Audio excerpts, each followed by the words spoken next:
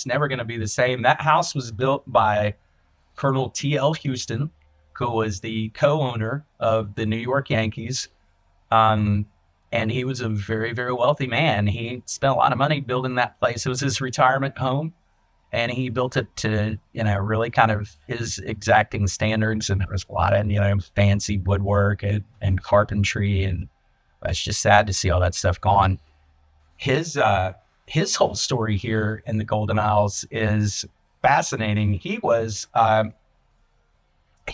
and a guy named Jacob Rupert, they were the two guys that bought the Yankees when they were the Highlanders in 1915. They were the worst team in the American League, and they bought them. And these two dudes were like, we're going to make this team the best. And Colonel Houston was instrumental in signing Babe Ruth. Babe Ruth was his buddy. And Babe Ruth would come and hang out at the house and everything. And Ty Cobb, so many of the seriously notable baseball players came through that house.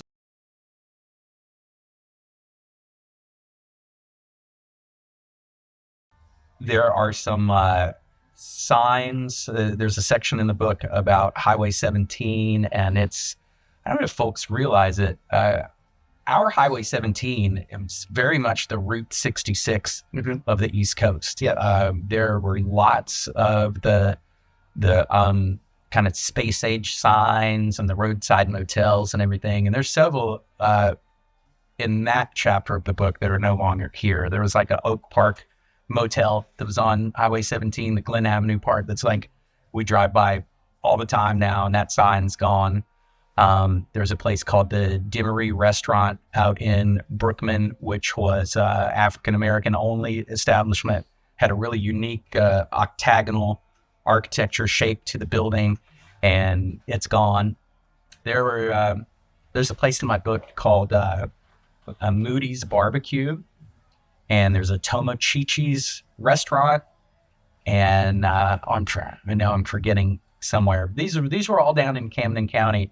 And it was a couple, 3 restaurants all in a row that everybody had some amazing story about. And everybody remembered going there after the Friday night football game, and it was their place. And you would either be a Tomochichi's person or a Moody's Barbecue person, and I swear the way people talked about some of these places, they could open back up tomorrow and do bang up business.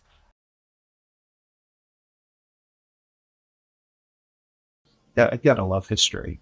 It's just sad that sometimes we lose it to nature, storms, or just highways being built, and the main 17 not being the main highway anymore. Right. Again, I guess that's part of the reason why I like to document that, because if it goes away, there's a little bit of the memory for it.